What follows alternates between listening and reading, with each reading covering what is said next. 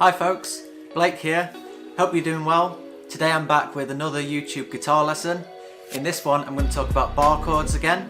So previously I've been over how to make bar chords using the E form, in other words taking the E major and E minor open chords and transposing them up the neck to make other chords like G major, B minor, A major and so on. In this video we're going to do the same thing, but we're going to do it by transposing the A major and A minor chords to make any other chords up and down the neck. The E and A form bar chords are the most commonly used in music, and so once you've understood this video and that one, you'll know how to play bar chords up and down the neck of the guitar. Just before we get into it, it'd be worth you knowing how to play open A major and A minor chords. I've done a video on how to play open chord shapes here, so you can check that out. Again, I'll put all the links in the description below for any other videos you need. I've also done one on how to know where notes are on the guitar, and that'll be useful as well to track which chords we're playing. Alright, let's get into it. Okay, so the first thing we're going to do is we're going to talk about the A major and A minor chords. As I've been over before, we play the A major chord like this. So we take our first finger, our second finger and our third finger, and we put it on the second fret of the D, the G and the B string. We play the A, D, G, B and E strings, but we don't play the bass E string. Now in the A major chord we're playing the notes A, C sharp and E. The distance between A and E is what's called a perfect fifth, and it stays the same whether we're playing a major or a minor chord. So we've got still the notes A and E in A minor because the chord's based on the note of A, so that's the first. And the perfect fifth, the distance from A to E, doesn't change. So A major has the notes A, C sharp and E, and A minor has the notes A, C and E. So the only thing that changes is what's called the third. So what does that look like? Well, when we're playing A major, the notes we're actually playing going down are A here, then we're playing an E here, A again, C sharp and E. So it's only this one on the B string that we have to change, and we've got to lower it to here. So rather than playing a C sharp, which is the second fret of the B string, we're playing a C, which is the first fret of the B string. Now, if from this position we're trying to put our other two fingers back, because like I said we still keep the A and E notes, we'd get to really awkward fingering. So what we do is we rearrange our fingers, we put our first finger on the first fret, playing the C, and then we take our second and third fingers and we place them on the D and the G strings in the same positions as before. And you can hear the difference between the A major, really uplifting major sound, and the A minor chords. Now these distances between the notes where we're going from A to C or A to C sharp in minor or major chords is actually the same regardless of what note we start on. So for A major third would be C sharp. So from A that's A sharp, B, C, C sharp. So there's 4 notes difference between A and C sharp. That's always the same regardless of what note we're starting on. For minor, there's 3 notes, so A sharp, B and C. And again, that's always the same. So what happens if we move up, rather than starting on an A, we start on a B note, for example?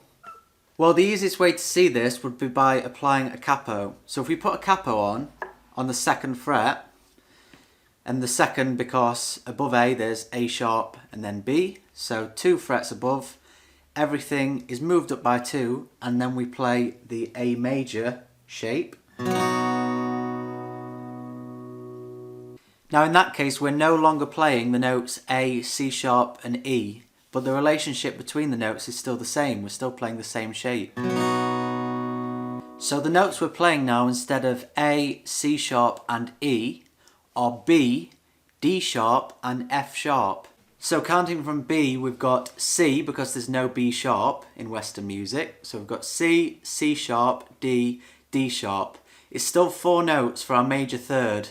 The fifth of B is F sharp, and if you wanted to work it out, You can do, because from D sharp we add another 3 notes. From D sharp we have E, F, because there's no E sharp or F flat in Western music, and F sharp. So our notes are B, D sharp and F sharp. Now you might not really care about that, and you don't really need to know that in and out, you just really need to know the shapes. So if I just show you the shape we're playing, it's still the same. So we're playing our, what would be our A major shapes, but the other open strings are held down by the capo, and that gives us the notes B, F sharp, B again, and then our D sharp, and then F sharp.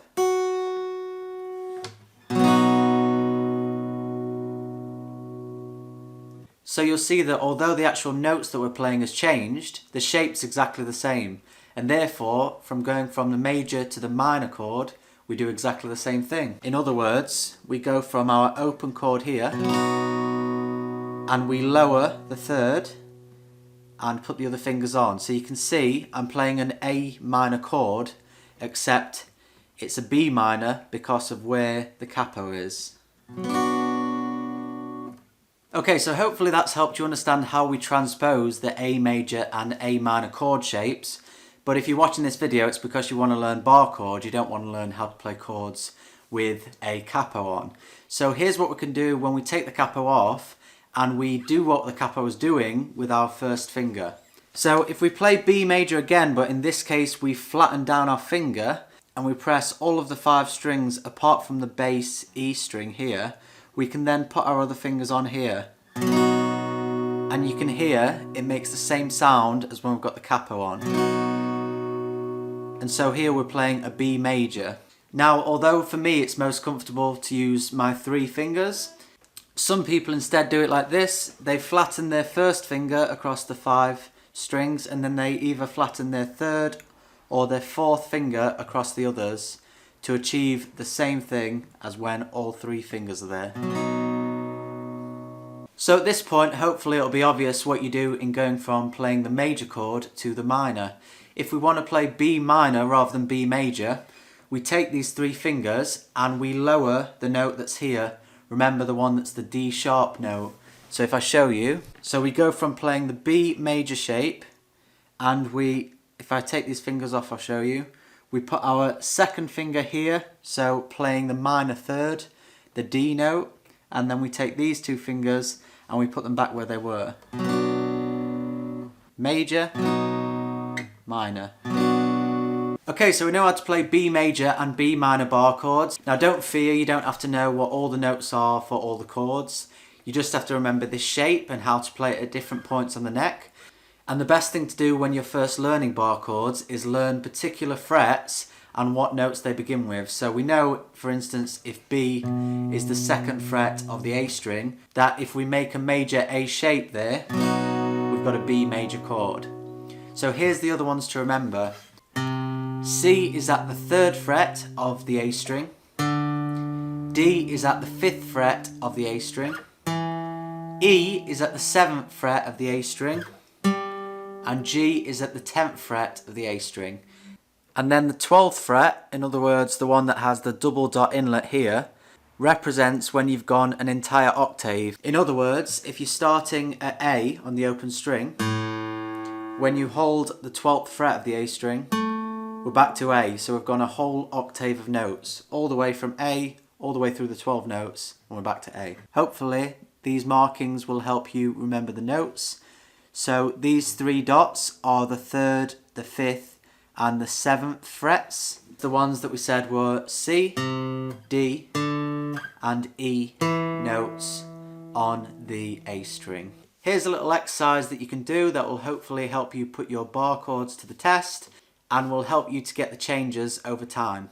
What we're going to do is we're going to play in G major, and we're going to play a 1, 6, 4, 5 progression. In other words, we're going to play the chords G, E minor, C and D. We're going to do a simple strumming pattern, so it goes down, down, up, down. Okay, so starting with the open chords.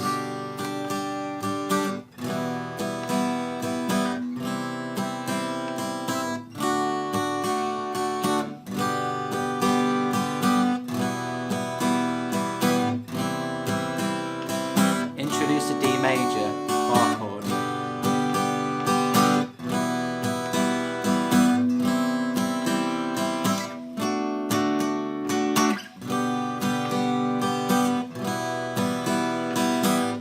Now a D major and a C major.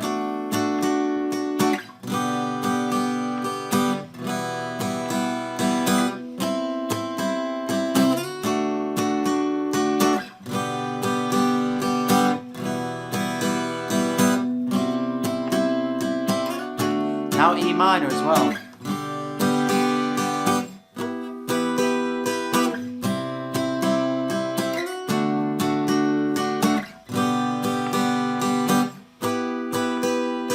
And now all bar chords.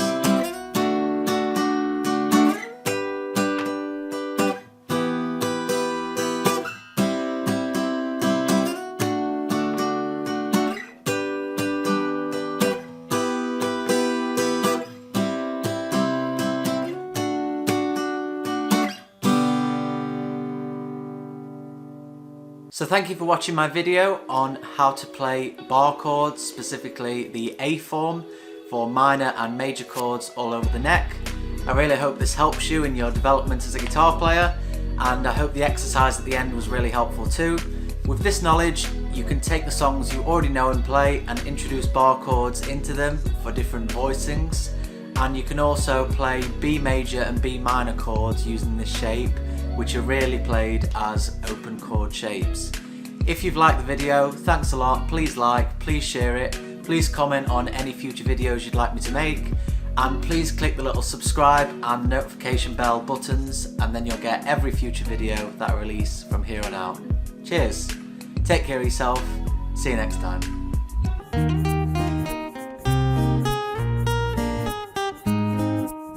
Tea for two, sat by the lake, a lot about